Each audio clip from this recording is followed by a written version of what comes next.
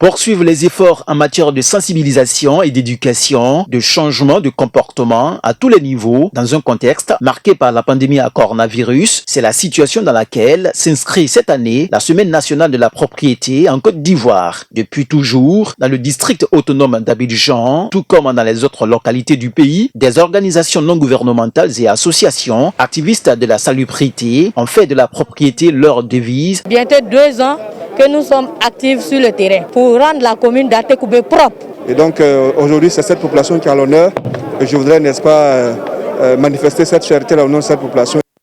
Récompensés pour avoir assaini le cadre de vie de leur population, certains maires n'ont pas lésiné sur les moyens, comme c'est le cas avec Ibrahim Sissé Bakongo, maire de la commune de Koumassi, fait à ce jour ambassadeur d'honneur de la salubrité. La distinction nous met une responsabilité particulière sur les épaules. C'est de faire en sorte d'aller encore plus loin pour toujours continuer de mériter donc de cette distinction. Rassurez-vous, nous n'allons pas baisser les bras, nous allons continuer à travailler.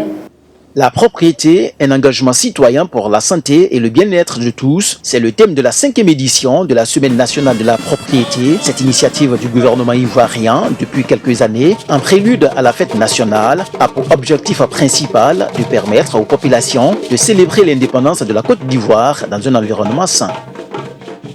Toutes les semaines de l'année devraient donc être des semaines de propreté.